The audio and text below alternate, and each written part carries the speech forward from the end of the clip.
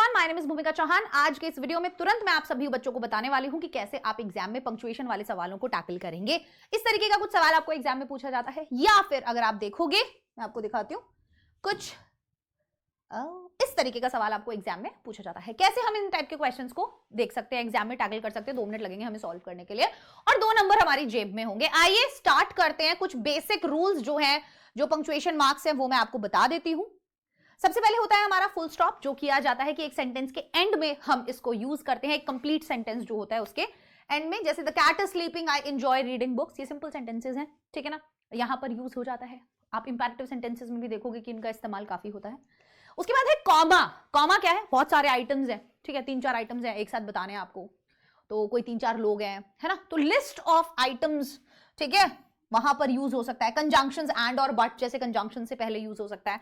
और after introductory phrases या introductory phrases जो है उनके बाद यूज हो सकता है। तो कंजंक्शन से पहले और इंट्रोडक्टरी फेजेस के बाद में, जैसे I bought apples, oranges and bananas, तो यहां पर आपने देखा कि कॉमास लगे हुए हैं। Before dinner, this is introductory phrase, ठीक है, उसके बाद एक कॉमा आपने लगा दिया, वी वॉश आवर हैंड्स, ठीक है। तो कॉमा जो है आइटम से सेपरेट करने के लिए कंजंक्शंस के अराउंड और इंट्रोडक्टरी फ्रेजेस के अराउंड यूज किया जाता है। तो कंजंक्शन से पहले बोला जा रहा है और इंट्रोडक्टरी फ्रेजेस के बाद में बोला जा रहा है।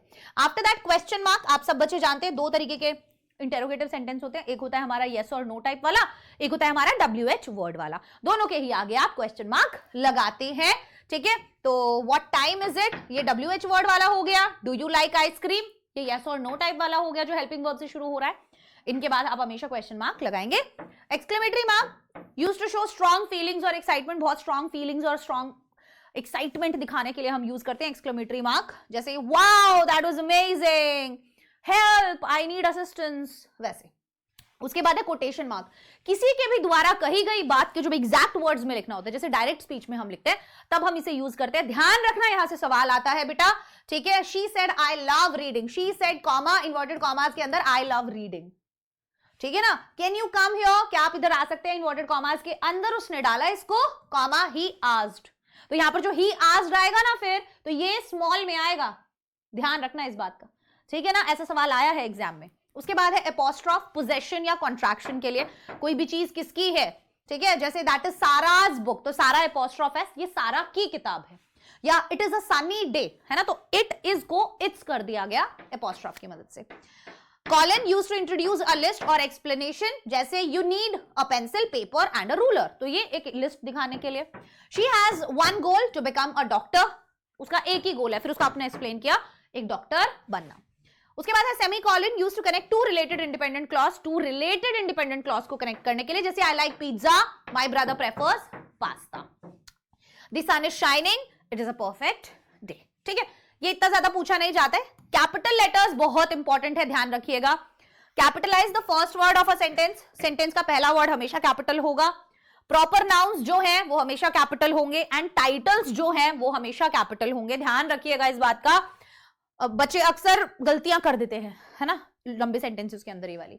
आइए कुछ क्वेश्चंस देखते हैं, जैसे कैन यू कुक। अब हमें पता है हेल्पिंग वर्ब से शुरू हो रहा है, मॉडल ऑक्सिलरी वर्ब से शुरू हो रहा है, तो मुझे क्या करना होगा, सिंपल सा, मुझे कैन का C कैपिटल करना होगा, कैन यू कुक। और अभी क्योंकि कैन पहले आ रखा है तो ये इंटेरोगेटिव है, इसलिए मुझे क्वेश्चन मार्क भी लगाना होगा। आपसे एग्जाम में ये वाले सवाल भी पूछे जाते हैं, ये बिल्कुल वैसे ही है जैसे डायरेक्ट स्पीच वाले हमें नरेशन वाला सवाल होता है। शी सेड के लिए सबसे पहले हम शी का S कैपिटल कर देंगे, पहला लेटर, फिर सेड हम लिखेंगे, फिर कॉमा लगाया जाता है, देन इन्वर्टेड कॉमास के अंदर ये लिखा जाएगा, इसका I कैपिटल आएगा, आई एम, इसका भी इन्वर्टेड कॉमास के अंदर जो फर्स्ट वर्ड है वो कैपिटल में आएगा, है ना, फर्स्ट मतलब वर्ड का जो फर्स्ट लेटर है वो कैपिटल में आएगा। I am doing my bit, full stop, inverted commas, है ना। उसके बाद देखना, then stay with me tonight, she said, अब बाद में लिखा है तो मैं यहां पर इन्वर्टेड कॉमास लिखूंगी, देन का T कैपिटल लिखूंगी, then stay with me tonight, inverted comma close comma, she said ऐसा ही आएगा, फिर ये कैपिटल में नहीं आएगा, फुल स्टॉप, ठीक है। तो she cried, are you crazy, और the teacher said let's start today's lesson. Please इसको ध्यान से देखिए, ये वाला हम सवाल वापस से करते हैं। देखो, द टीचर सेड, दी का T capital, the teacher said, comma, inverted commas, let's, इसको कॉन्ट्रैक्टेड फॉर्म में डालो, एपोस्ट्रोफ एस लगाओ, एल कैपिटल करो, let's start today's, TODAY apostrophe S, lesson. ये छोटी छोटी चीजें पता होंगी तो इजीली कर लोगे। हर एक वर्ड पे ध्यान रखना क्या कह रहा है और उसे पंचुएट कर देना। मैं आशा करती हूँ आज का ये सेशन पसंद आया होगा। ऐसे ही और अमेजिंग छोटे छोटे सेशंस लेकर आती रहूंगी और आपका रिवीजन करवाती रहूंगी। अगर आप चाहते हैं कि अगला सेशन लाया जाए टाइप्स ऑफ सेंटेंसेस के ऊपर, तो कमेंट सेक्शन में कमेंट कीजिए टाइप्स ऑफ सेंटेंसेस, अगला सेशन उस पर मिल जाएगा। Bye bye, take care, all the best.